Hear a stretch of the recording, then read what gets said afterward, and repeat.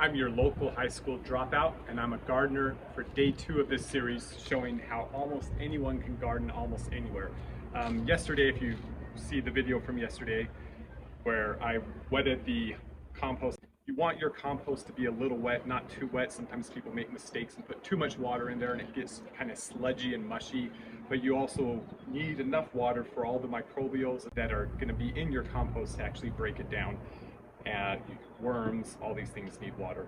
And today the whole purpose of this is to show that almost anyone can garden. And so I don't want to spend more than like an hour each day, because a lot of people don't have more than an hour each day where they can garden and do that.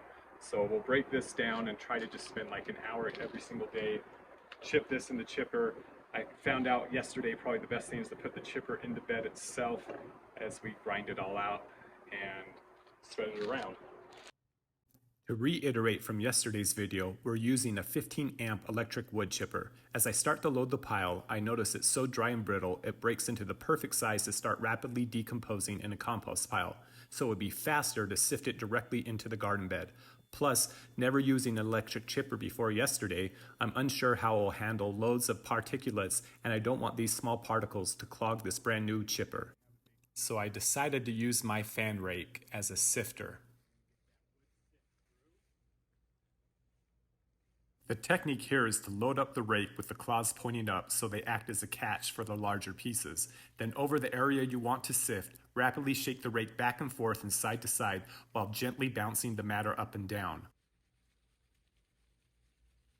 The smaller particles will pass through the gaps between the rake's claws. The larger particles will remain in the rake. Then I will dump all these larger pieces into a new pile that I will load into the chipper.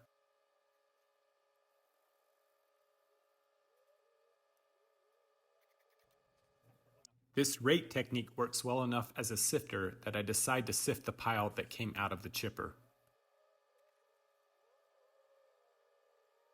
I now have 3 piles. The sifted pile, which came from our uncut pile, and the chip pile, which I resifted. The new pile that I'm going to run through the chipper, and the pile of small particulates left from the uncut pile that I'm going to sweep up and put directly in the garden bed. The organic matter we are chipping is very dry, so not ideal for an only 15 amp chipper, but it is still much faster and more efficient than if we were to do it by hands or just use small clippers and garden scissors. So I decide to sift the chip pile and run it through a few more times. It cuts out here, but I do the same thing as in yesterday's video. Evenly spread the new mulch over the whole garden bed, then spray it with water. Probably too much water. After that, I recharged my battery and swept everything into the compost burn. So sorry, the battery died, but what have we done since? What I did since the battery died is I mulched it. It took me about 40 minutes because I actually had to put it through 2 times.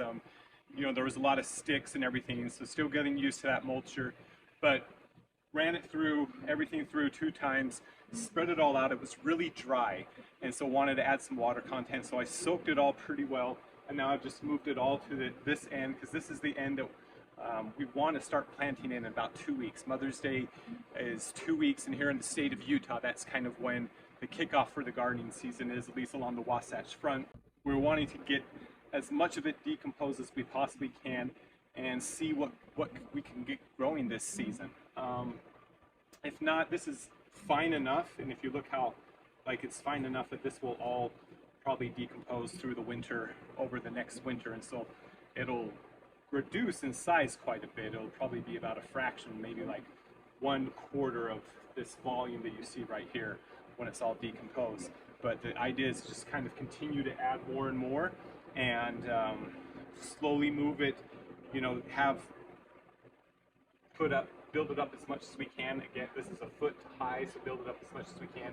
I do have a couple transplants here, and just kind of put it right in the mulch. I know that's probably not the best thing. Ideally, you want it fully decomposed. That's day 2, and hopefully we can get some things growing. And again, this is kind of the idea of this, is that anybody can garden anywhere.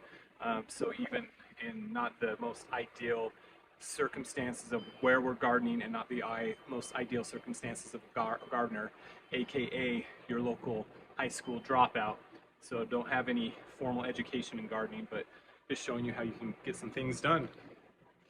See you tomorrow.